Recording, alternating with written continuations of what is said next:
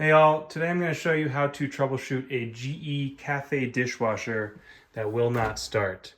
So there's a number of videos out there that will tell you simply to replace the door switch, and they happily show you how to do that, except that is not always the problem, and I'm going to show you how to spend about 15 extra minutes to verify what your problem is. So as most people, I hit the start button, I close the door, and the dishwasher yells at me like, "Hey idiot, you didn't close the door." So the dishwasher isn't sensing necessarily that the door is closed.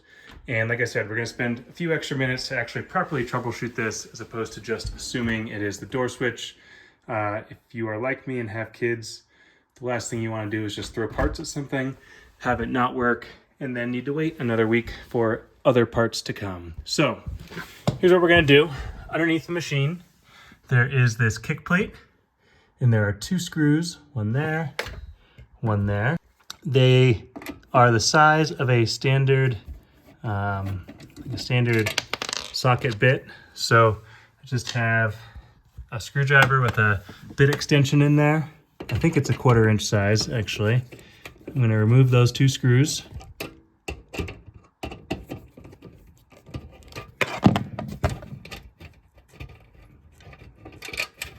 All right, so I got those screws off. I'm gonna take the kick plate off.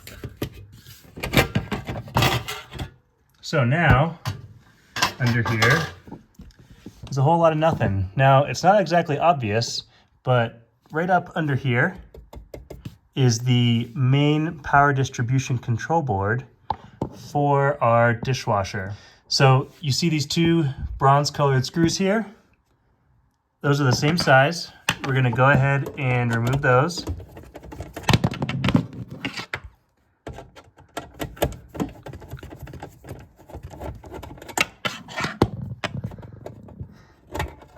And actually first what we should do to give us better access, this is a little power module cover. We're gonna remove this cover, again, same size screw. You do need to be careful. This is where the wire terminations to the unit are housed. So whether you have an extension cord or you have power straight from the wall, the termination, the junction to your unit happens under here. So please be careful under here. These are live wires. If they're properly insulated, they should not shock you. But that is a big if to take. So just be careful and aware of that.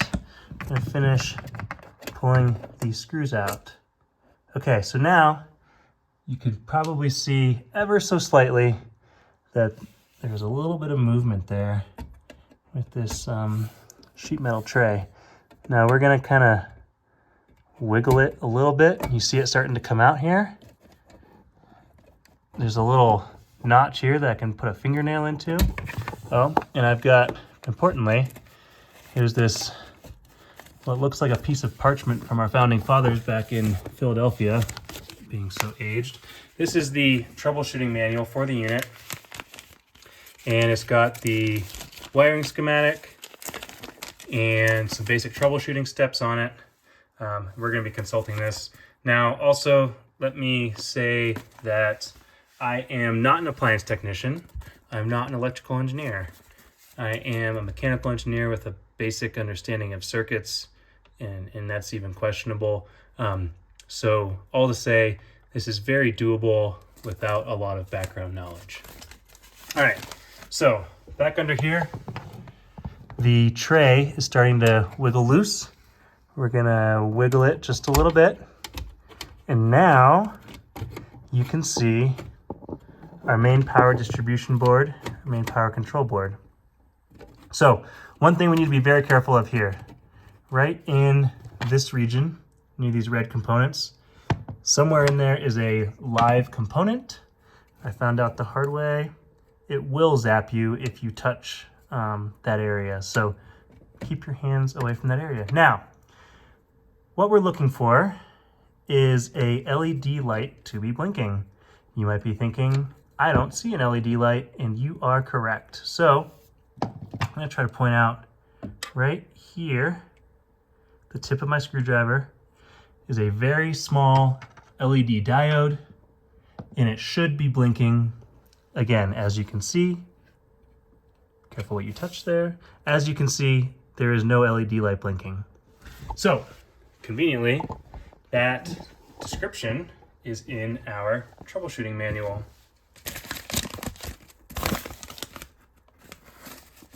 On the back page, all right, so here are the LED light instructions. A blink pattern, 1 time per 3 seconds, 2 times per 3 seconds, 3 times per 3 seconds, etc. We are not flashing at all, so we fall into this bottom condition, steady off. Unit is not powered. Well, it is, because I did not turn the power off, or power supply has failed. So my assumption is that the power supply on my primary control board has failed, and therefore I'm going to be ordering a new power control board as opposed to simply swapping out a switch. That probably would not have fixed the issue. Okay, so while we are under here, you can also check your door switch. What we're going to do is we're going to pull this large white connector off. It's the largest of all the connectors on the board. It's right on top. It's this large flat 20-pin connector. Sorry for the off-screen action. So important to note, most connectors I'm accustomed to, the connector pin numbers count across. So 1, 2, 3, 4, 5, 6, etc. This connector is different. It actually counts left to right in the vertical orientation. So we have 1, 2, down a row, 3, 4, down a row, 5, 6, down a row, etc. So again, back to our wiring schematic in our manual, and the door latch switch is shown right here. Door latch.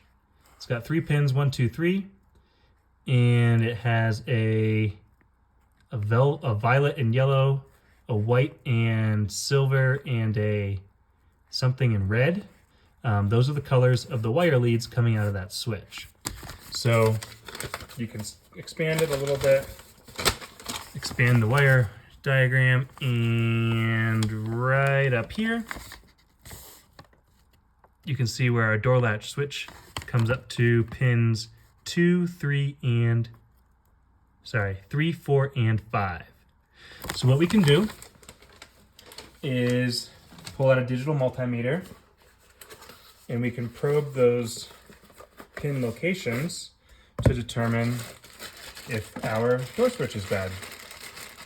Now, I'll be honest, I'm not entirely sure how to read this wiring diagram as to whether the switch should be normally open or normally closed in order to monitor the switch state. Here's my digital multimeter. I've got it set to measure resistance, and I'm going to reduce my range because I am set to megohms.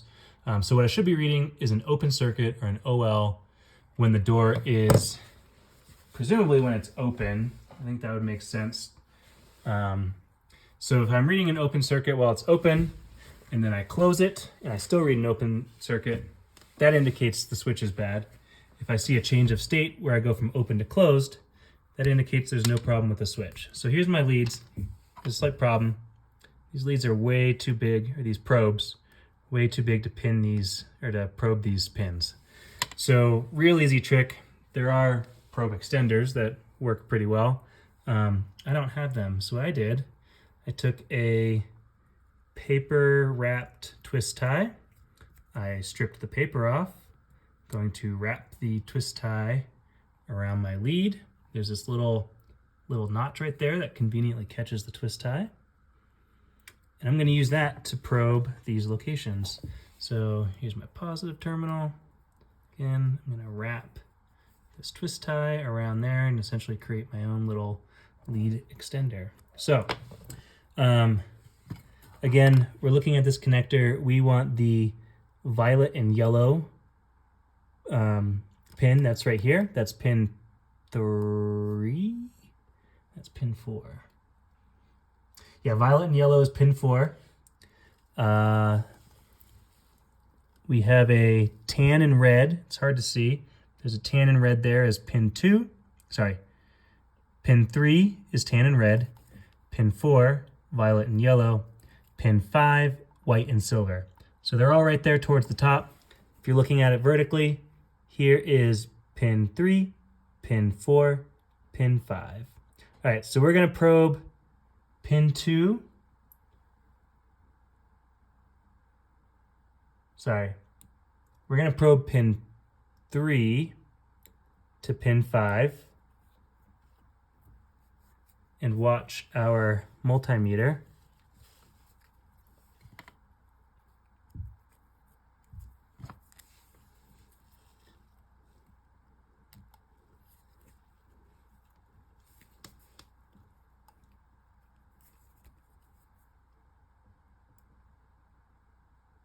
Okay, so we currently have no resistance in the line going pin 3 to pin 5.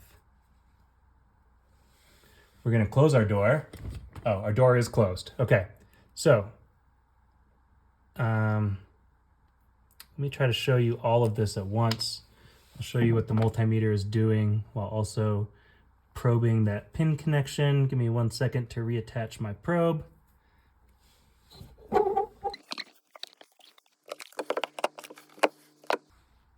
All right, so currently reading an open line because I don't have anything probing connection. We're going to go back again. We're going to probe pin 3 to pin 5. And reminder that my door is currently closed. So there's my pin 3.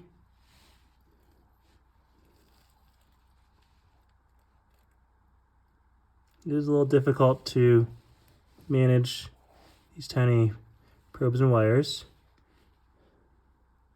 Here's my pin 5.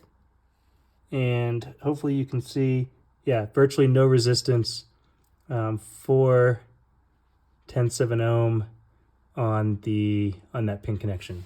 So now I'm going to open my door, disengage that door switch, and show you that reading again. I should read an open circuit. Okay, pin is in, open circuit. So that is telling me that my door switch is healthy. My door switch is reading open, or essentially infinite resistance, when it is closed. And here I'm going to close my door. No resistance. So that leads me to believe my door switch is healthy. My power supply on my main circuit board has failed. I do not need to replace my door switch. I don't need to wait that week for the door switch to come. So I went ahead, I ordered a replacement circuit card on eBay, and I can put that part number down below in the comments. That will be specific to my model dishwasher. This troubleshooting may also be particular to this model. Again, I'm not an appliance engineer or repair technician, so I don't know all that for a fact. I do know, I am pretty confident that my circuit board on this machine has failed and that a replacement will fix the issue. All right, I will be back in a little bit once I have that replacement on hand, and we will go through the repair in reverse. All right, I've got my replacement board here. I bought it on eBay. It is, I believe it is used but tested to verify it works. So I'm gonna go ahead and start putting this in. There are 5 connectors that need to be disconnected, 2 on the bottom, 3 on the top. And it's kind of a pain in the butt to get this whole assembly out because the harnesses are pretty tight, so you really don't have any room to wiggle this assembly around to get these access to these connectors. I do have the power turned off at this point because I'm going to be handling this board. As I mentioned before, there's a live component somewhere on this board that will zap you. So I'm trying to get these connections all off.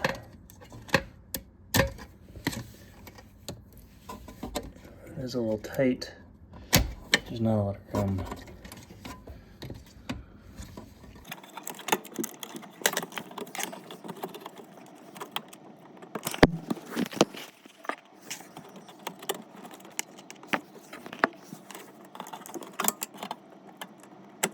And we're free. All right. Sorry about all those obstructions and poor video angles. So I've got the tray completely removed, connectors completely off. One thing that's interesting, the relays on here on this original board are white, on the new board are black. I don't think that's necessarily an issue. It could be that the vendor has multiple sources of supply. There is the tag on there with part number ends in MP00, 601 MP00. So we'll look at this replacement board, 601 MP00. So it is the same part number. I'm not terribly concerned with that difference. So we've got a ground screw here that we'll take out, same size as all the other screws, and then there are these little tabs here. You can see there's a little bit of a tab that sticks out on the side. We'll have to compress that with our fingers, and then we can lift the whole board out. So I'm going to go ahead and start removing this ground screw.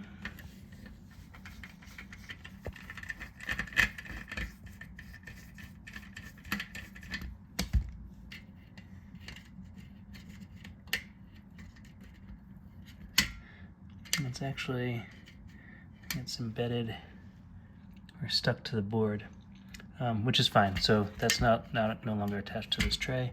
Now we're going to start pinching these little tabs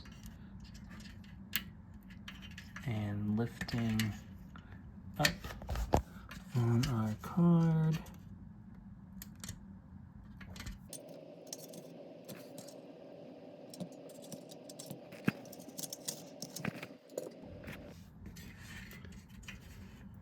All right, we're gonna try using two hands. Yep, turns out way easier when you're using two hands. So I'm just walking along one by one. This one is a little bit of a pain because the tab is facing the side wall. So I'm gonna try to use my screwdriver. Yep, all right. So I can now lift this board out. Completely out. There we are. It's free. I do need to get this ground screw out. So I'm going to try to just put some pressure on it with my finger from behind. See if I can get it to back out. Yep, there we go. Alright. So there's our tray. We're going to put this back in the same exact way we just got it out.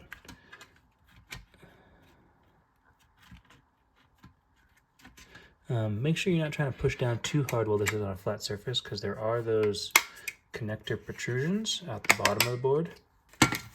Those. So if you're just pushing down, reaming down, it could potentially you could be trying to force it down onto the ground and it's just not going to go because the connectors are interfering. You could bend the board and potentially break a solder joint or a component. So we're going to put this ground screw back in.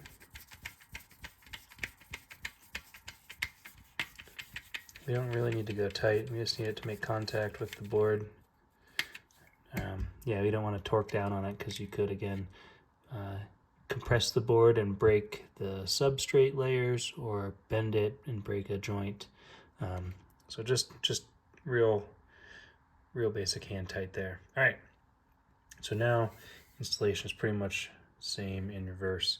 We're going to wiggle this in, try to get all the connectors in place, and screw it back in and power on the device.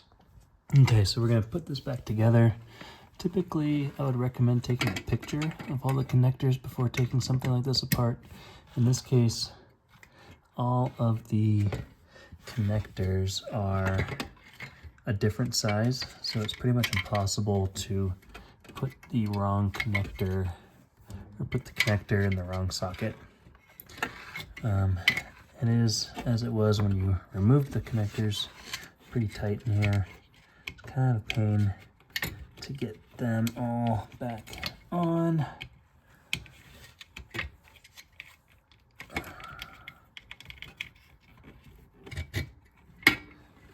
Of course, this tray has a long leg that sticks out, likes to catch on everything.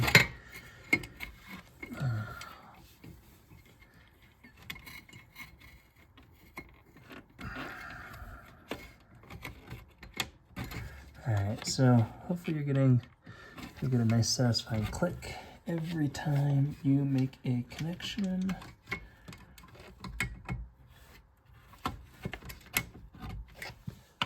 In this particular one, this comes down out of the door. This one loops around the front and under the tray. So you want to be wary of that, or at least just aware. And you can see what I mean. All the other connectors, harnesses exit out the back of this tray. This particular one will wrap around the front. All right, so now all our connectors are back in.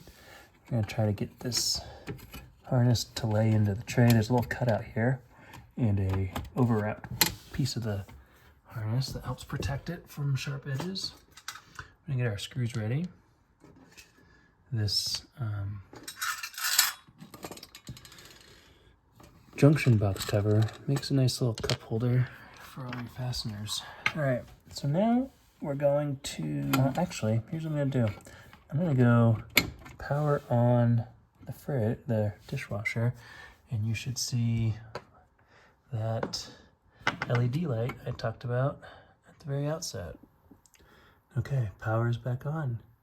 And that is the LED light that you should have seen flashing at the very outset. So again, if that is not flashing at all, that is indicative of a failed power supply. So we're gonna wrap this back up.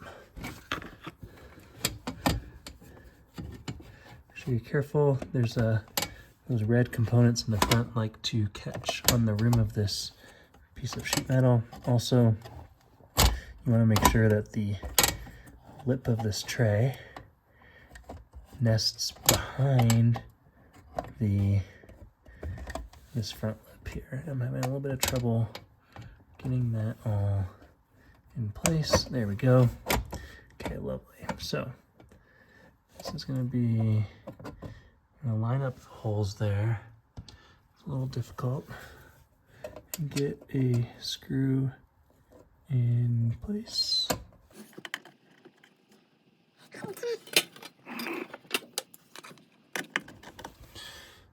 And then we're going to do the same over on this side.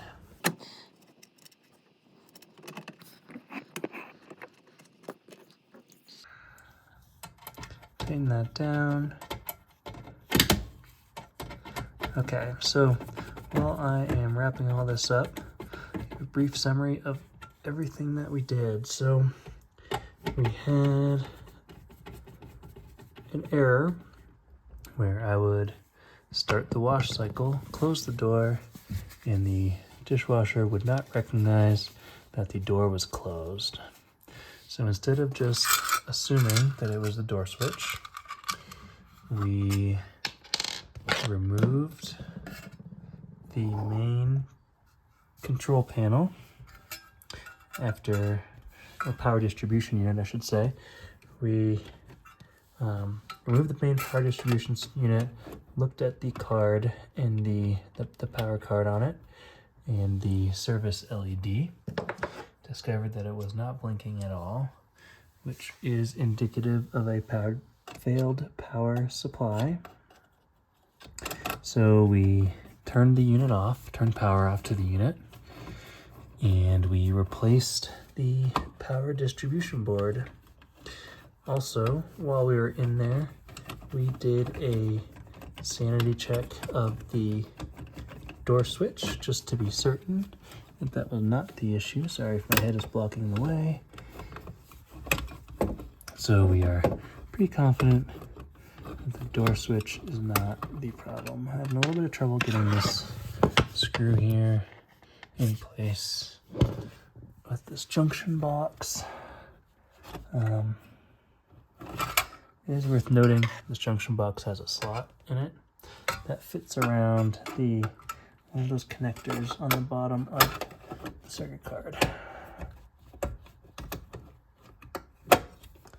And I'm getting snagged on something here. There we go. Maybe. And with all that said and done, while a new door switch costs about 25 bucks, that doesn't fix the issue. You might be a little upset because of all the time you spent waiting for the switch to come. And then also you have to actually pull the dishwasher out from under the counter to replace that switch, which can also be a pain in the ass. So it is worth double checking that the switch is actually the issue. Okay, that is back together.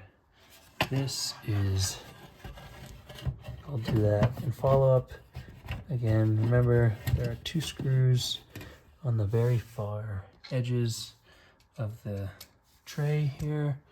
And then you can see these vertical slots that just help you make sure you're making contact with the floor. I'll just do it now. So there's one. The other is on this far left edge. Right here.